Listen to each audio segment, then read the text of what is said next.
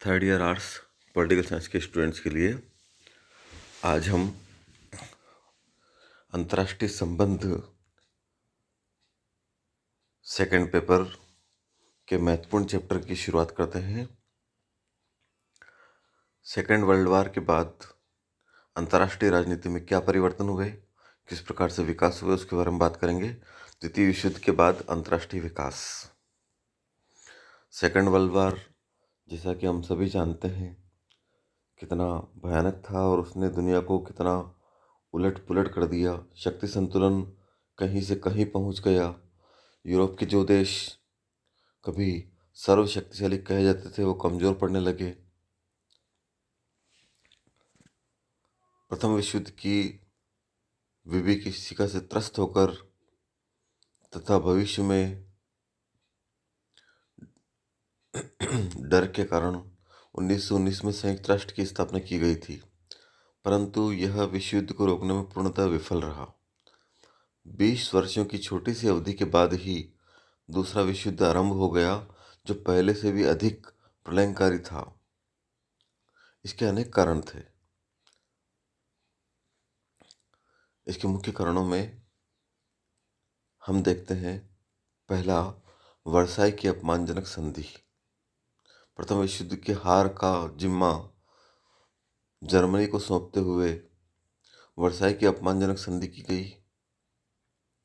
तानाशाही शक्तियों का उदय, इटली में मुसोलिनी, जर्मनी में हिटलर, नाजीवादी और फांसीवादी ताकतें उदित हुई। साम्राज्यवाद की प्रवृत्ति,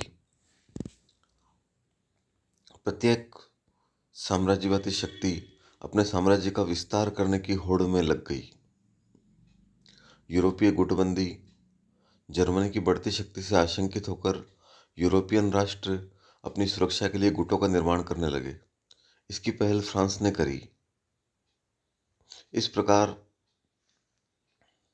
जर्मनी, इटली और जापान का एक गुट बना। यह धुरी राष्ट्र कहलाया। उसके अपोजिशन में फ्रांस, इंग्लैंड, अमेरिका और सोवियत संघ का अलग ग्रुप बना, जो मित्र राष्ट्र कहलाया। हथियारबंदी की होड़। निशस्त्रीकरण के लिए प्रथम विश्व युद्ध के बाद काफी प्रयास किए गए, किंतु यह पूर्णतः विफल रहे। साम्राज्यवादी प्रतिद्वंदिता और विशेष रूप से डर के कारण हथियारों की होड़ चलती रही। विश्व आर्थिक मंदी का प्रभाव। 1929-30 की विश्व आर्थिक मंदी ने भी द्वितीय विश्व युद्ध में योगदान दिया। इसके परिणाम स्वरूप उत्पादन घट गया, बेरोजगारी और भूखमरी बढ़ गई। उद्योग धंधे, कृषि, व्यापार सब पर आर्थिक मंदी का बुरा प्रभाव पड़ा। तुष्टीकरण की नीति। किसी भी यूरोपियन राष्ट्र ने जर्मनी, इटली की आक्रामक नीति को रोकने का प्रयास नहीं किया। वस्तुतः 1917 की बोल्शेविक क्रांति के बाद साम्यवाद की बढ़ती शक्ति से इंग्लैंड और फ्रांस खतरा महसूस कर रहे थे। दूसरी ओर जर्मनी, इटली और जापान धुरी राष्ट्र के विरोधी थे। इसलिए इंग्लैंड और फ्रांस चाहते थे कि फांसीवादी शक्तियां धुरी राष्ट्र साम्राज्यवाद का विरोध करें और वह सुरक्षित रहे। इसी तुष्टीकरण की नीति के कारण तनाव और विवाद बढ़ने लगा। म्यूनिख समझौता। चेकोस्लोवाकिया पर जर्मनी की निगाहें लगी थी। चेकोस्लोवाकिया जर्मनी के लिए औद्योगिक और सामाजिक दृष्टिकोण से काफी महत्वपूर्ण था। इसलिए हिटलर ने चेकोस्लोवाकिया के एक भाग सुडेटलैंड पर अपना दावा पेश किया। यहाँ अस्त्र शस्त्र बनाने का बड़ा कारखाना था।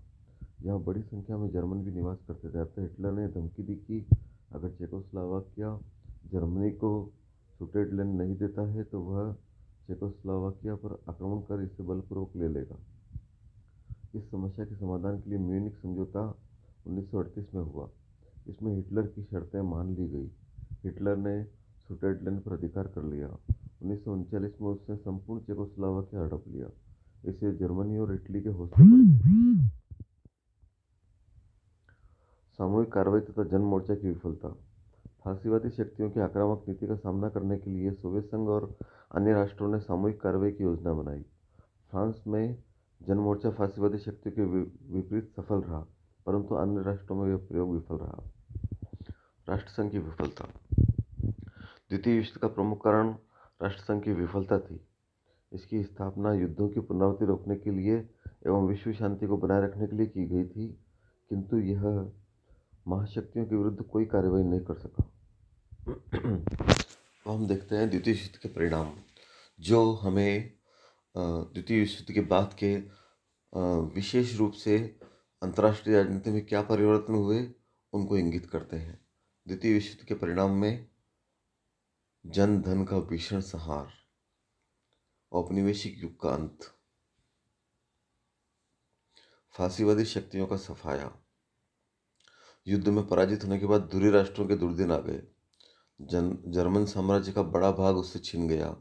इटली को भी अपने सभी अफ्रीकी उपनिवेश खोने पड़े। जापान को भी उन क्षेत्रों को वापस करना पड़ा जिन पर वह अपना अधिकार जमाए हुए था। इन राष्ट्रों की आर्थिक सैनिक स्थिति भी दयनीय हो गई। इंग्लैंड की स्थिति का कमजोर पड़ना। अब तक विश्व राजनीति में इंग्लैंड ब्रिटेन की प्रमुख भूमिका थी। वह शक्तिशाली राष्ट्र था, परंतु सेकेंड वर्ल्ड वॉर के बाद उसकी स्थिति दुर्बल हो गई। भारत सहित उसके सभी उपनिवेश स्वतंत्र हो गए तथा विश्व राजनीति में उसका दबदबा घट गया। सोवियत संघ और अमेरिका की शक्ति में वृद्धि। विश्व में अब दो महाशक्तियां उभरी, एक सोवियत संघ और दूसरी अमेरिका। साम्यवाद का तेजी से प्रसार। सेकेंड वर्ल्ड वॉर के बाद में सोवियत संघ के नेतृत्व में साम्यवाद का तेजी से प्रसार हुआ। विश्व का दो खेमों में विभाजन। साम्यवाद का प्रसार होने से अमेरिका और यूरोप में, अमेरिका और सोवियत संघ में तनाव बढ़ा और दुनिया दो खेमों में बढ़ गई, एक साम्यवादी गुट, एक पूंजीवादी गुट। गुट निरपेक्षता की नीति।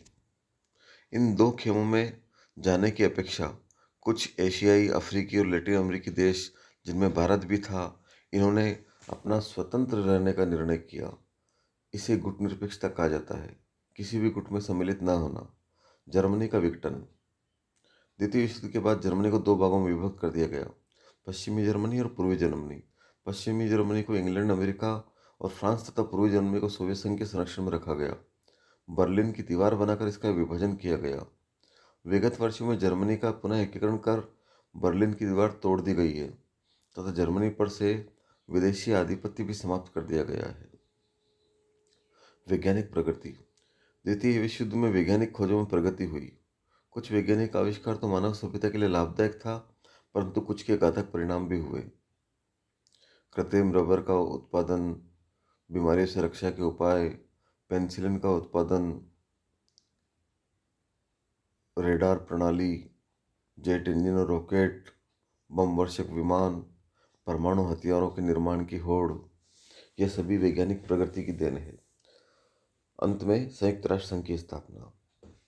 द्वितीय विश्व युद्ध के बाद एक अंतर्राष्ट्रीय संगठन की आवश्यकता पुनः प्रतीत हुई, जिससे कि इस प्रकार के भयानक युद्धों की पुनरावृत्ति रोकी जा सके, विश्व शांति को बनाए रखा जा सके।